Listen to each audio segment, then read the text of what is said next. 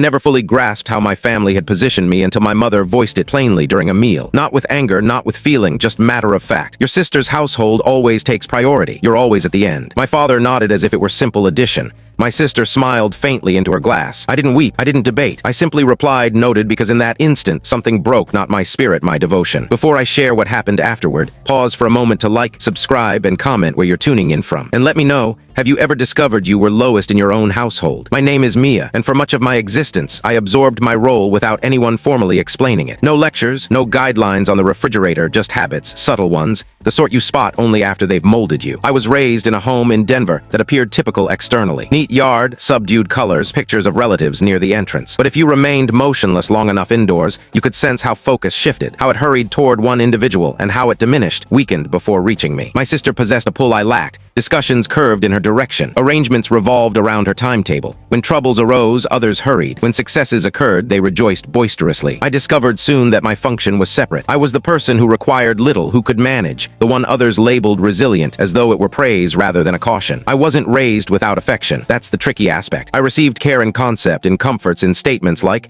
"You'll manage and you're so self-reliant." Affection that seemed kind but included an implied stipulation: don't demand extra, don't occupy room, don't require us the way she does. I observed it in minor instances. Birthday dawns where my dessert arrived from the supermarket hurriedly, while hers was selected weeks prior. Household vacations where my luggage remained stored because I was wiser saving for education. Graduation events where I captured images for others and lingered aside clutching coats, observing achievements unfold without me included. When I departed for local college, nobody teared up at departure. There wasn't a departure point really, just a brief embrace in the drive and a note to phone upon arrival. I funded my path, took additional hours, mastered extending resources and hours because I must, and each success subtly confirmed the narrative my parents maintained. Look, she's okay, she doesn't require us. Years on, when I relocated to Seattle for employment, the habit persisted. Calls were short, details about my world were noted, then shifted. How's the job? Nice. Have you learned what your sister's facing currently? I grew skilled at tuning in, offering encouragement and remaining steady while my existence developed separately. By the evening of that meal, the one where my mother at last uttered the truth openly, I already understood my standing. What surprised me wasn't the order, it was their ease in expressing it, as though it had forever been clear, as if I had consented, and perhaps in some silent manner I had. Following that meal, surface appearances stayed the same, and that was key. My parents didn't phone to inquire. My sister didn't express regret. Existence proceeded smoothly and without disruption, as though they hadn't just voiced the unspoken, but a change occurred within me. The demands continued as usual. A message from my mom inquiring if I could mind the children briefly. A passing reference to expenses accumulating mentioned casually like a forecast. My sister sending a note about a transaction that failed, followed by a chuckling icon. Nobody requested outright, they never needed to. The expectation sufficed.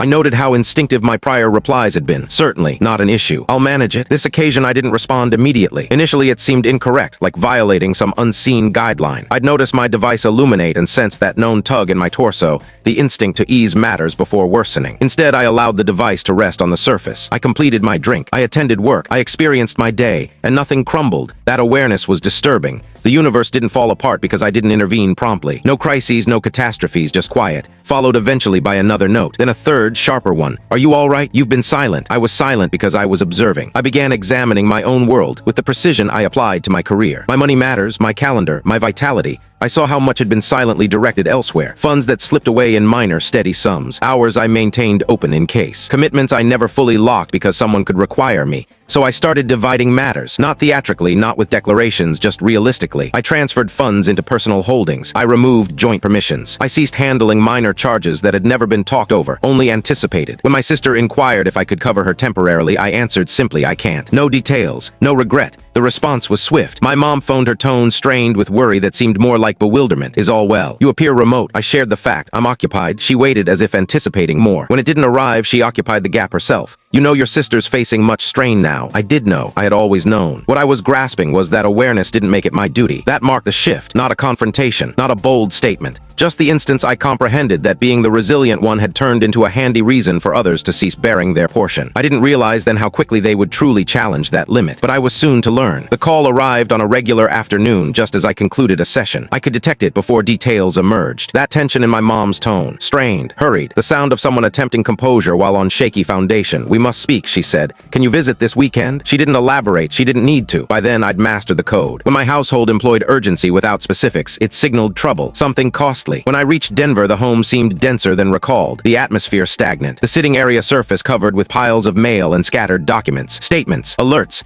printouts that appeared formal enough to alarm. My sister remained stiff on the sofa, limbs folded, gaze on the ground. My dad evaded my eyes completely. They didn't inquire about my state. Nobody does in such times. My mom began speaking rapidly, phrases overlapping. A venture choice that failed, payments postponed. Several agreements entered with hope and minimal buffer for mistakes. She repeated the term short-term as if reiterating might render it fact. I heard without cutting in, my palms placed neatly on my thighs. The manner I always did. Then arrived the break, the shared breath, the point they all regarded me. Well, my dad said, at last clearing his voice, you're in a secure spot. You lack children. You can manage this easier than others. There it appeared. The presumption, the anticipation presented as reason. They didn't state it directly, but necessity was absent. They anticipated me bridging the shortfall, to ease the trouble, to make the figures align as I always had. My sister looked briefly at me, then anxiety crossing her features before becoming something different. Ease, as if the fix had entered. I didn't reply immediately. Instead, I posed an inquiry. What's the approach if I decline? The space grew still, too still. My mom appeared wounded. My dad appeared puzzled. My sister appeared alarmed. It was as if I'd used unfamiliar words. Not assisting had never entered the formula.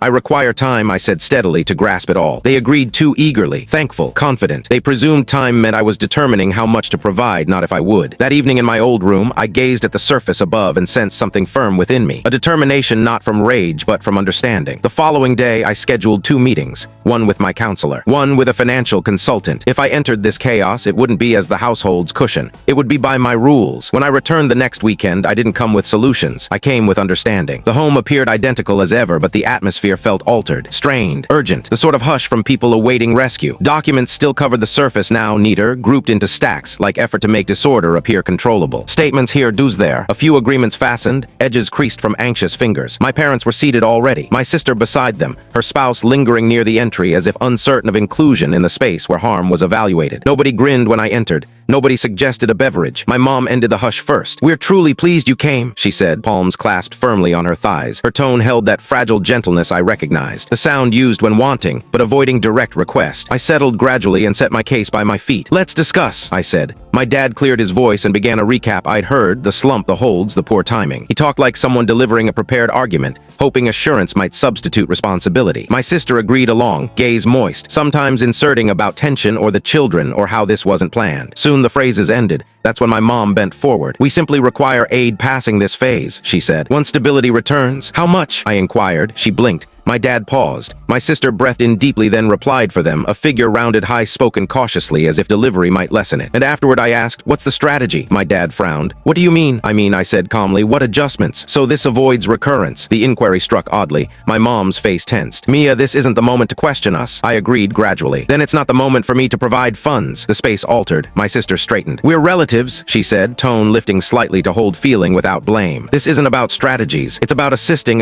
who I asked. She regarded me as if obvious. Us. I looked about the space. And who's assisting me? Nobody replied. My dad bent forward, arms on knees. You're in another situation, he said. You lack similar duties. You're alone, you're secure. You can manage to intervene. There appeared the reasoning I'd known lifelong, the calculation always concluding with me taking the burden. I can manage to intervene, I said precisely, because I planned my world as if nobody would support me if I stumbled. My mom's gaze moistened. We didn't realize you saw it that way. I held her look. You did. You simply thought it irrelevant. The space stilled once more, but now it wasn't puzzlement. It was unease. I reached into my case and drew a binder, placing it on the surface among us. The action was gradual, intentional. Every gaze tracked it. This is what I'm prepared to offer, I said, and this is the manner. My dad opened the binder first, brows furrowed as he read the initial sheet, then further. My mom bent over his arm. My sister stretched her neck, her complexion paling. This is a loan, my dad said flatly. Yes, I answered with defined terms. My sister shook her head. Why conditions? Because this isn't a crisis gift, I said. It's organized support. My mom's tone shook. You lack faith in us. I trust habits, I said softly.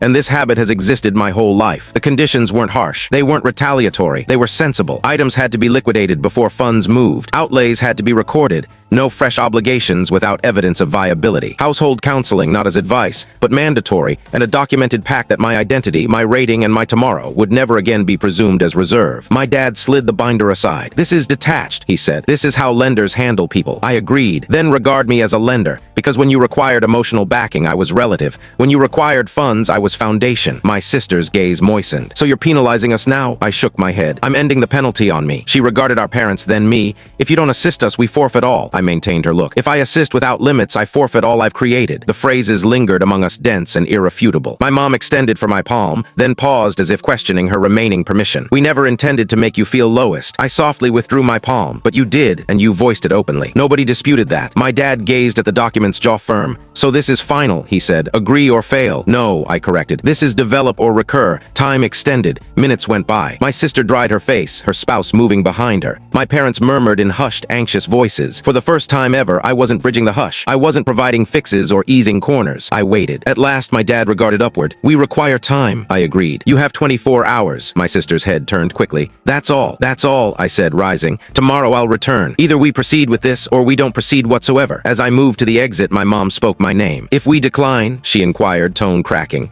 "Are you departing?" I stopped my palm on the handle. "I'm not departing from you," I said. "I'm moving toward myself." The following day when I came back, the documents were initialed. No addresses, no regrets and justifications, just unsteady marks and weary expressions. The ease in the space was genuine, but so was the shift. Something had altered forever. As I collected my items to depart, my sister regarded me unlike before, not with dominance, not with anticipation, with doubt. And for the first time, that wasn't my issue to resolve. The consequences didn't come suddenly. They arrived in gradual stages, each weightier than prior. The initial shift was functional. Items were offered for sale, memberships ended, costs monitored rather than overlooked. The figures ceased being vague and became boundaries. My parents reduced their hopes before reducing else. And that single act changed every discussion's feel. Household counseling started weeks on, uneasy initially, guarded. My dad expressed in measured phrases like fearing error. My mom wept more than spoke. My sister remained rigid, limbs folded, as if responsibility were unfamiliar. I heard more than expressed, not from lacking words, but because I no longer required persuading others of my truth. The fact had been recorded,